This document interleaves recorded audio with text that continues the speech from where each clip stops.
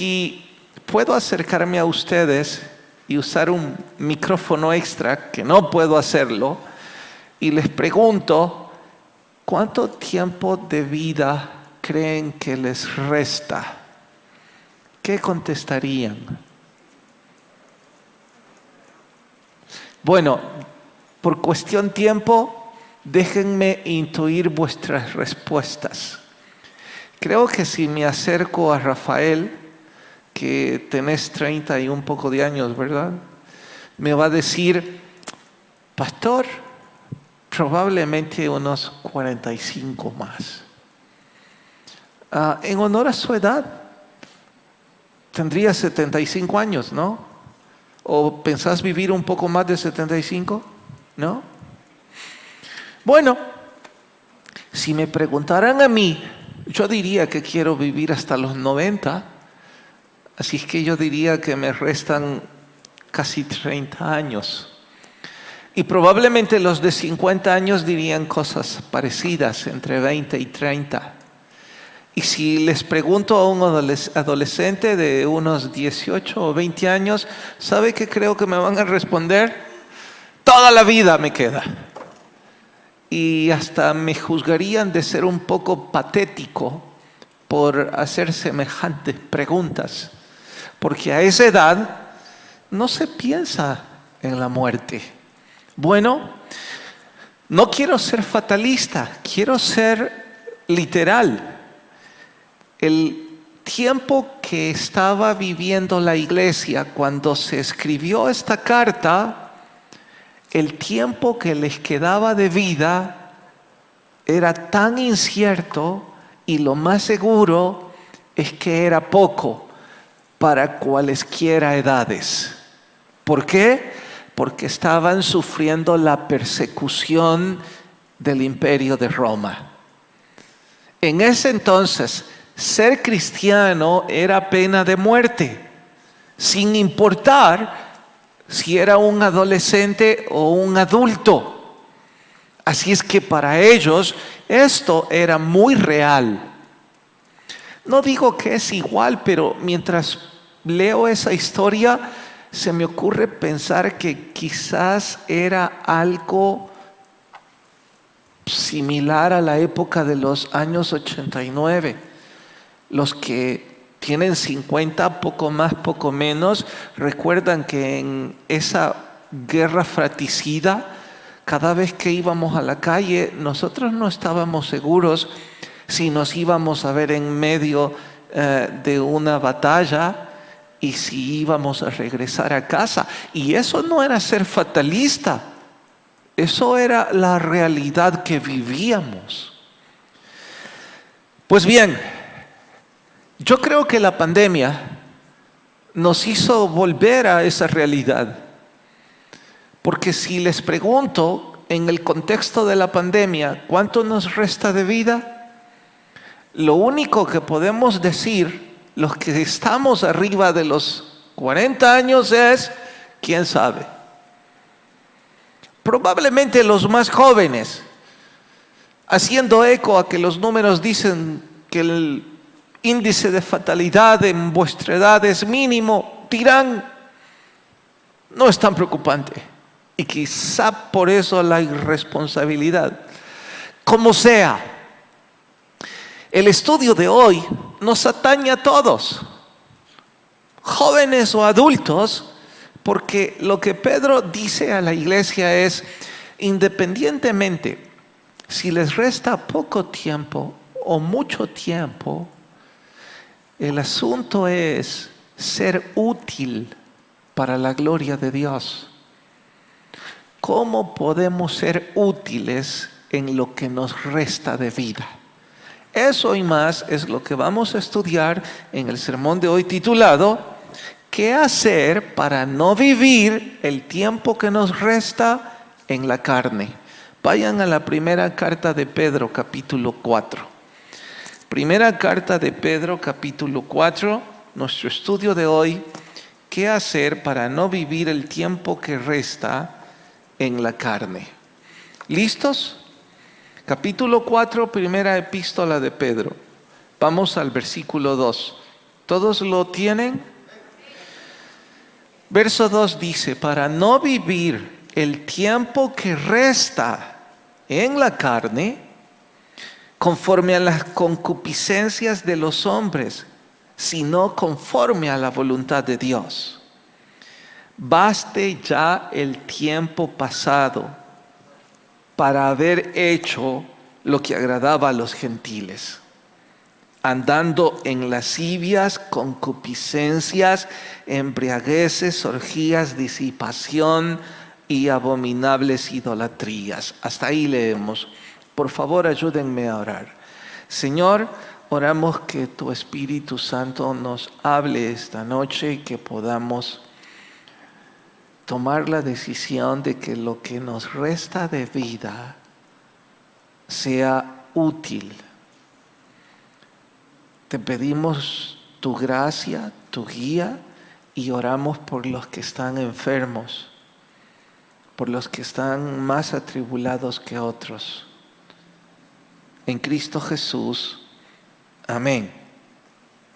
Bien, la tendencia de sobrellevar o aguantar la vejez, la persecución o la pandemia misma terminará siendo inútil.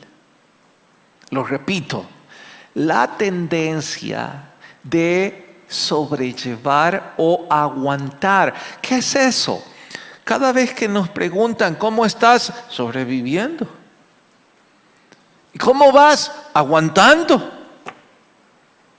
Bueno, esa actitud ante la vejez, ante la adversidad o ante la pandemia vuelve nuestras vidas inútiles. Y Pedro, consciente de eso, nos exhorta a que desarrollemos el potencial en nosotros para que nuestra vida sea útil. No sabemos si es poco, no sabemos si es mucho.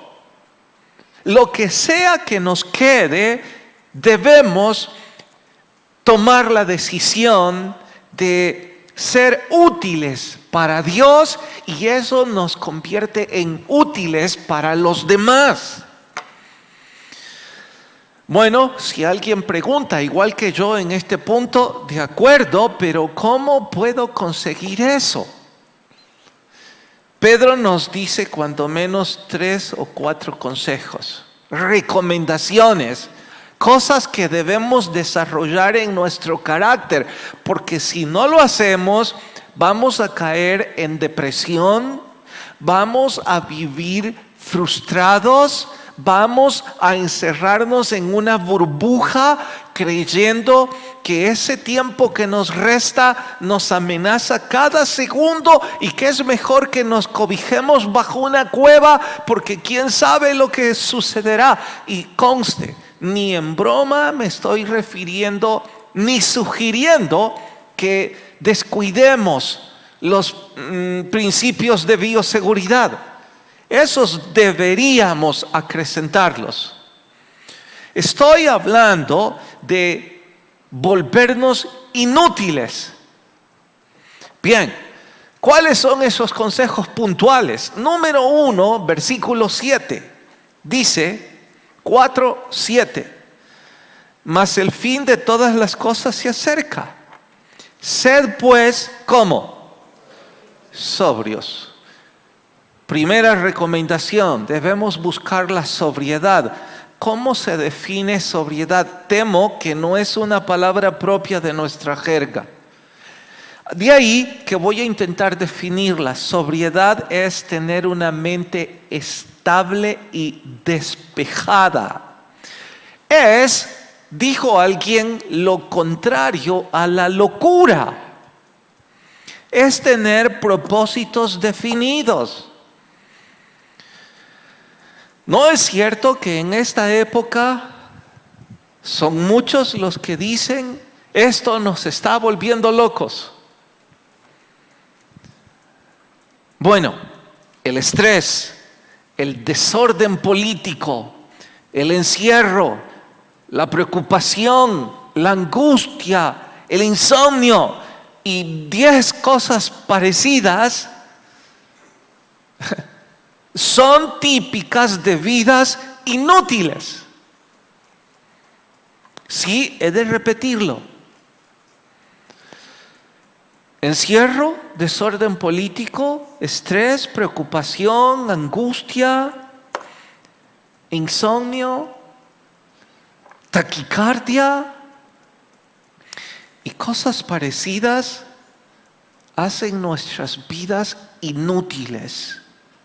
Nos está quitando la cordura. Y temo que algunos en este punto me dirán: pastor, no es necesario que nos convenza de eso. La verdad es que algunos de nosotros antes de la pandemia ya habíamos perdido la cordura. Hoy es peor. Quisiéramos recuperar la sobriedad. De acuerdo, ¿cómo hacerlo? Si Pedro solo lanza la recomendación y no nos dice cómo conseguir sobriedad, nos va a dejar más angustiados porque reconocemos que hemos perdido la tranquilidad. Ya nuestra mente no es estable y ya no está despejada.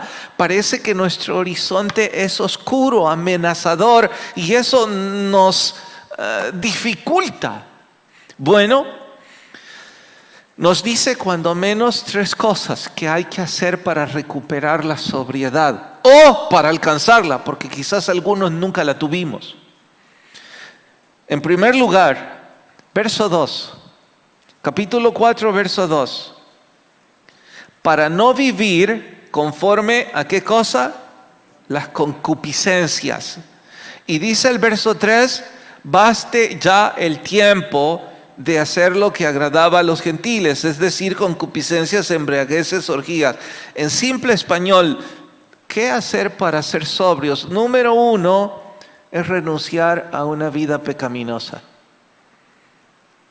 Y yo no estoy en posición de preguntar a cada quien las cosas que usted practica que ofenden a Dios, pero usted las sabe de sobra. Que pueden ir desde un adulterio hasta una vida falsa, yendo por homosexualidad, yendo por chismes, por mentiras y 30 cosas más. Oiga, nosotros no podemos conseguir sobriedad si nuestros pies están enlodados, porque ese lodo se llama pecado y poco a poco nos carcome y es como arena movediza que nos hunde. Nos recuerda esta verdad. Les pregunto, ¿cuál es la primera consecuencia que el pecado propina a una persona? Le rompe la comunión con Dios. No es solo que nos sentimos sucios, es que estamos sucios.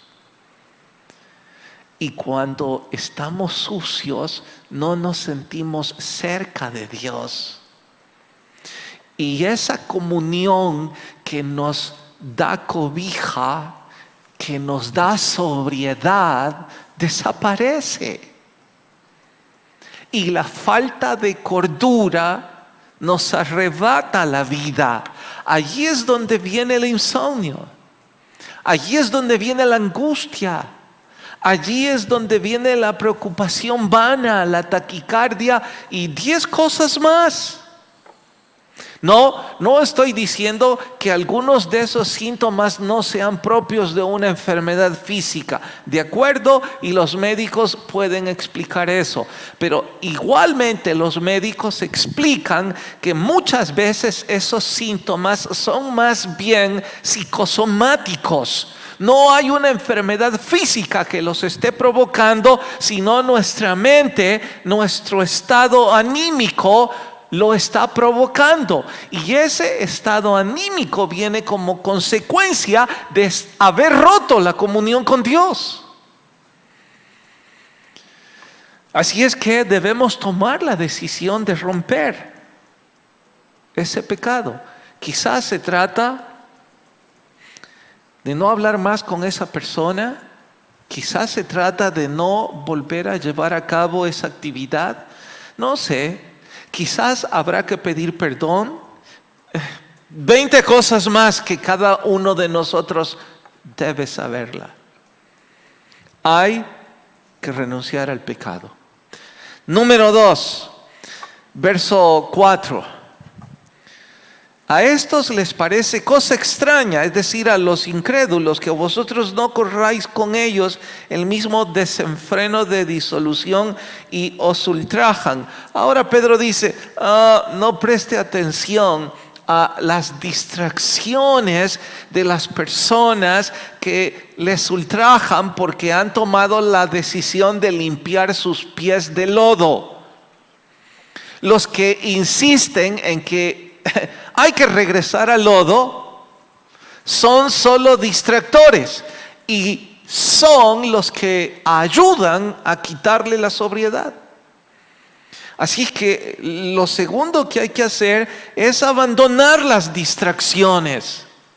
Todo aquello que nos distrae y nos roba la paz, hay que apartarlo. Debo testificarles. El martes le pedí a mi hijo, le pregunté, ¿podés borrar mi cuenta de Facebook? Sí, me dijo. Bueno, hacelo. No hubo tiempo y no le di el celular, así que no la borró. Me dijo, ¿por qué? Estoy harto.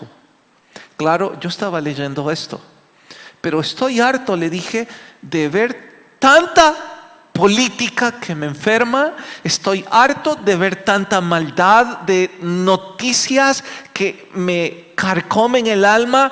El Facebook está inundado de mensajes subliminales, de pornografía y de violencia. A veces estoy perdiendo mi tiempo, curioseo, y aparecen 2 mujeres golpeándose a puño. Increíble. Es distracción. De hecho, Facundo Cabral jamás fue un maestro referente para mí, pero confieso que como poeta, algunos de sus pensamientos, si es que fue poeta, me entretienen, los disfruto, y alguna de su filosofía la aplaudo, no toda, creo que en otras raya al punto de ser blasfemo. En fin, hay una que me fascina, cuando le entrevista un reportero y le dice que qué opina de los reporteros. Le da una paliza.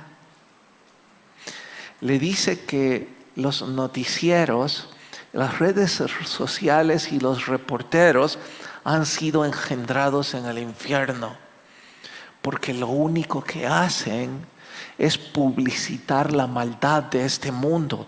Él les dice, mire, si hay alguien que se suicidó, de inmediato van 2 cadenas o 5 cadenas televisivas y sacan el espectáculo más cruel. Si alguien violó a un niño, lo publican por todo el mundo. Si hay guerras, eso es el desayuno, el almuerzo y la noche. Si hay elecciones y corrupción en la política, en cualquier rincón del mundo, lo sabe todo el mundo. Ustedes, le dijo, están embriagados de las malas noticias porque este mundo les hace ricos con las malas noticias. Pero no es cierto que este mundo no tenga buenas noticias, dijo él. ¿Por qué no van y filman a una ballena jorobada? ¿Por qué no van a Sudamérica y filman cuando esos animales hermosos van a las playas? ¿Por qué no hacen un reportaje de una nevada en el norte de América? ¿Por qué no hablan de las buenas costumbres de algunas culturas asiáticas? Porque eso el mundo no se los paga. A ustedes solo les pagan enfermar a la gente, envenenarla. Bueno, yo estoy harto y estaba leyendo, baste ya de que me estén envenenando. Como no hubo tiempo para que cerraran mi cuenta el martes, desde el martes me declaré enemigo del Facebook. Ahora cumplo 3 días de no abrirlo. No sé qué pasa en el mundo. Y les puedo confesar con respeto, el mundo no se ha detenido porque yo no sé qué pasa en el mundo. Y estoy en paz. Porque el lunes sí vi el Facebook y decía que en Australia los niños ya van a la escuela y sin mascarilla. Y aquí quién sabe cuándo eso va a pasar. Y el lunes vi a mi hija ponerse un uniforme del colegio que ya no le queda y llegó saltando. Me dijo que tiene nuevos compañeros. Y yo dije, ¿de qué estás hablando? Sí, ahí está en el virtual. Mira, en la esquina estaba fulana, en la otra esquina. ¿Soy yo un amarillista? A mí me partió pensar, wow, el simple hecho de haber visto a sus compañeritos en la computadora, su corazón se alegró.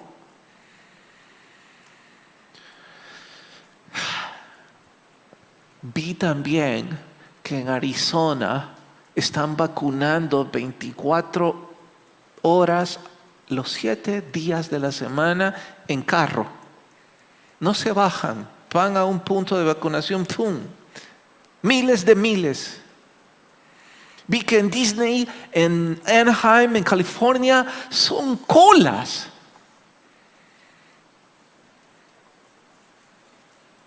Vi que Centroamérica se está partiendo en delincuencia, en política.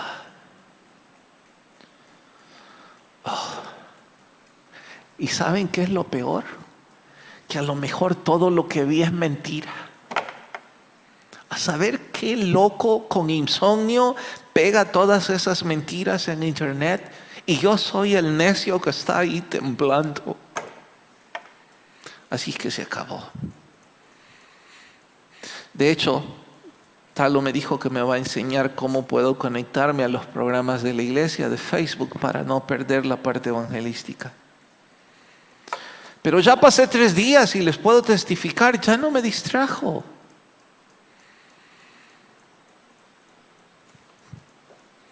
Puedo ocupar mi tiempo en cosas más útiles. Y me digo a mí mismo, ¿y cómo no se me ocurrió antes? Tercero, para ser sobrios, todavía no ha dado el segundo consejo. El primero es ser sobrio. Ahorita estoy diciendo cómo alcanzar la sobriedad, no yo, Pedro. Nos dice versos 6 y verso 7. Porque esto también ha sido, ¿qué cosa? Predicado el evangelio a los muertos para que sean juzgados. Bueno, tercera cosa, dice Pedro, ¿quiere usted tener sobriedad? Planee su vida con metas espirituales, porque entonces su vida tendrá sentido y se volverá trascendente. Si usted planea su vida con cosas materiales, será finalmente como aquel hombre que había acumulado riquezas. Había roto las paredes de su granero para poner más alimento. Y se le dijo, necio, esta noche vienen por tu alma. Pero cuando nuestras metas son espirituales, si esta noche vienen por mi alma, bueno, todo fue trascendente y tuvo perspectiva y tuvo sentido. Estoy recuperando la tranquilidad, estoy recuperando la sobriedad. Todavía no puedo comprobarlo, pero se los dejo como una tarea. Yo soy hipertenso. Eso de herencia es una enfermedad congénita. Y debo siempre tener mucho cuidado con mi presión. Y compré un tensiómetro digital, creo que así se llama. Entonces, si no todos los días, un día sí, un día no, estoy midiéndomela. Bueno, el lunes tenía 129/81. Según internet, no prehipertenso, pero en el límite. Es decir, está bien. Hoy tenía 121/79. Eso es casi óptimo. Me pregunté, ¿será que con 3 días ayudó? No sé. No sé si mañana voy a tener 140. Lo que sí sé es que da sobriedad. Segunda cosa, verso 7.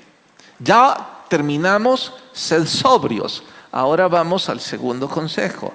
Dice 4:7, mas el fin de todas las cosas se acerca, pues sed sobrios. Y segunda cosa que dice, velad en oración. Tomen en cuenta que quien está diciendo esto es Pedro. Les pregunto, ¿cuál fue el más grande fracaso de Pedro? ¿Alguien recuerda el más grande fracaso de Pedro? Haber negado a nuestro Señor. ¿Recuerdan cuándo lo negó? No cuántas veces, sino cuándo. Después de haberse quedado dormido. Cuando el Señor le dijo, velad y orad para que no entréis en tentación. Recuerda que se llevó a sus 3 más cercanos en el huerto y les dijo, oren conmigo. ¿Recuerda lo que Pedro hizo? Se buscó una raíz grande de un árbol y durmió profundamente. Una segunda vez fue exactamente lo mismo. Horas más tarde, Pedro lo estaba negando.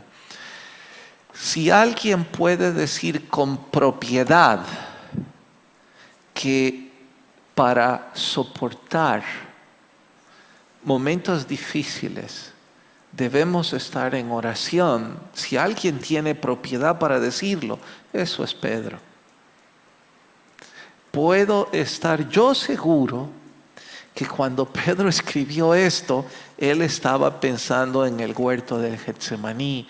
Él estaba diciendo, si yo hubiera perseverado en oración con disciplina, como mi Señor me lo dijo, no habría sido el más grande de todos los cobardes. No habría caído en un estado depresivo que durante 3 días no se levantó de llorar amargamente. ¿Por qué? Porque pasó por alto ese tiempo de oración. Y temo que algunos de nosotros ya perdimos ese hermoso hábito. Quizás solo estoy hablando por mí. Así que si soy solo el mal ejemplo, discúlpenme. Pero en la cuarentena yo oraba más tiempo que ahora. Y pienso que eso me mantuvo un poquito cuerdo. Ahora, con el ajetreo del trabajo en la calle, con cualesquiera otras 20 razones más, ya no hay tiempo. Me di cuenta mientras leía esto. En el jardín he destinado una parte específica como mi lugar secreto. Ahí me siento a orar. Pero en los últimos días no he estado yendo. ¿Sabe por qué? Porque cuando veo el reloj, ¡ah!, ya es tarde. Entonces me arrodillo en la cama, una oración rápida, ¡fum! Esa no es la oración que debí hacer. Ese hábito necesita disciplina. Necesita levantarme entonces 30 minutos antes. Necesito poner el despertador. Yo no sé si cuando uno llega, solo soy yo, pero cuando uno llega a los 50, mis ojos se despiertan automáticamente, se abren a las 6:30 a.m. No necesito despertador. Pero para que se abran a las 6 necesito un gran despertador. Probé esta mañana. Ya perdí la disciplina y el buen hábito. Y creo que varios de ustedes, al ver lo poco cuerdos que se ven, también lo han perdido.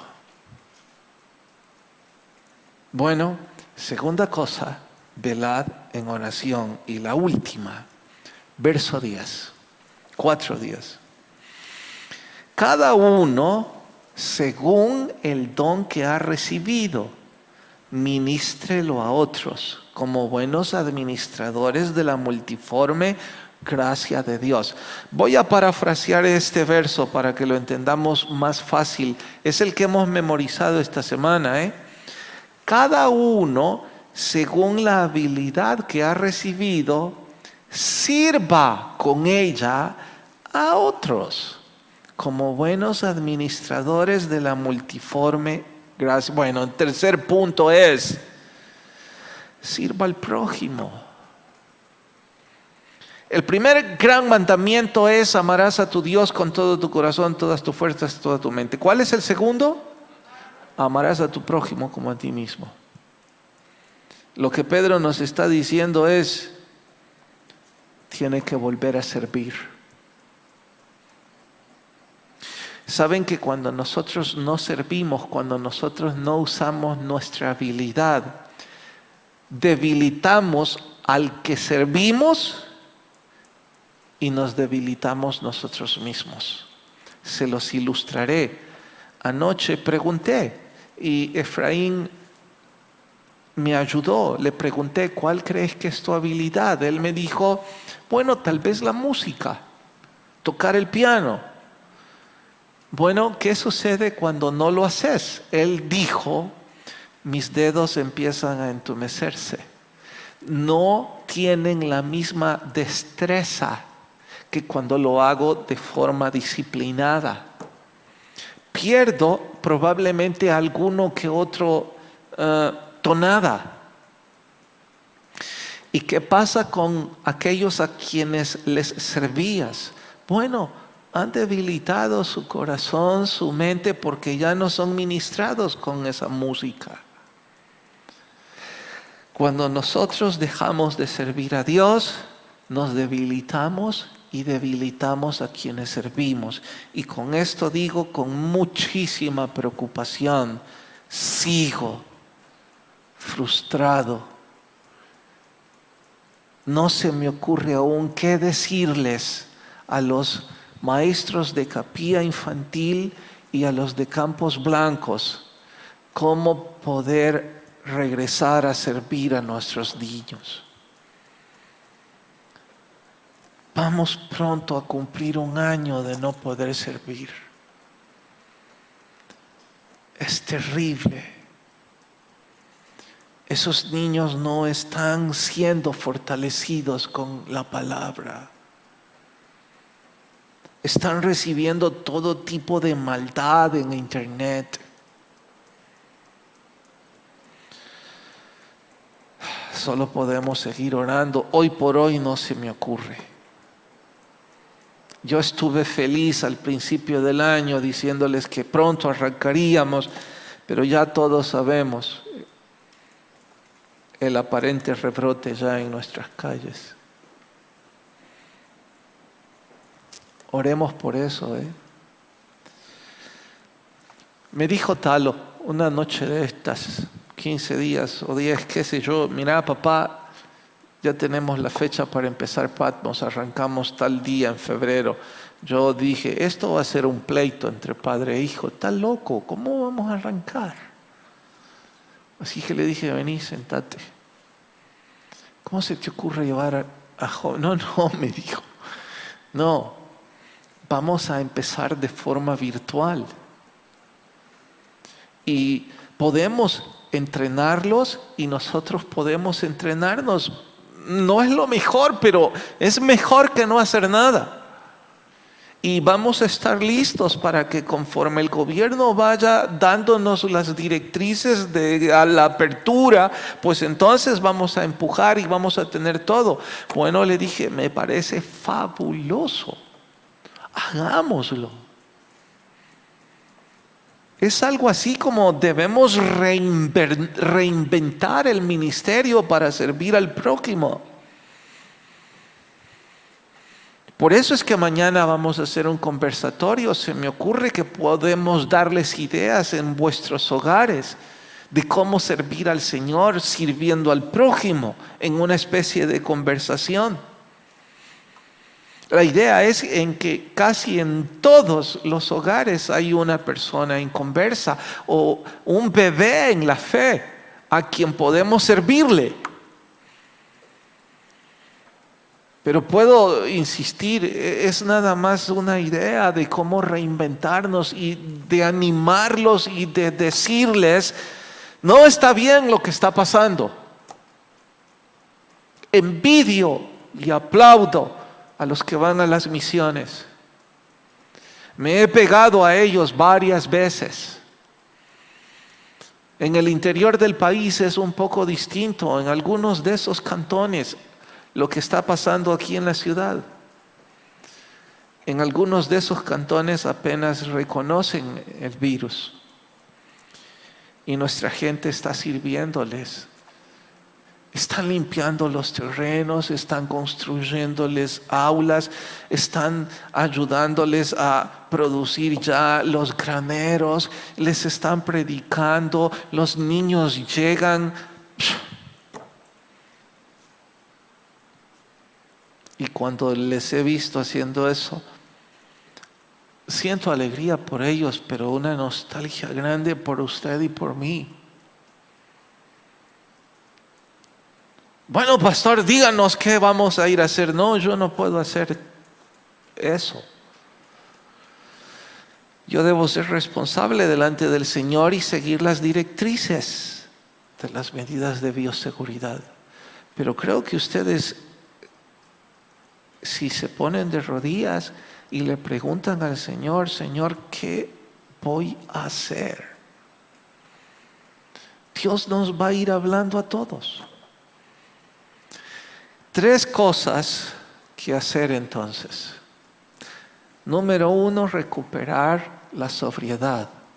Número 2, velar en oración. Y número 3, servir a los demás. Oremos.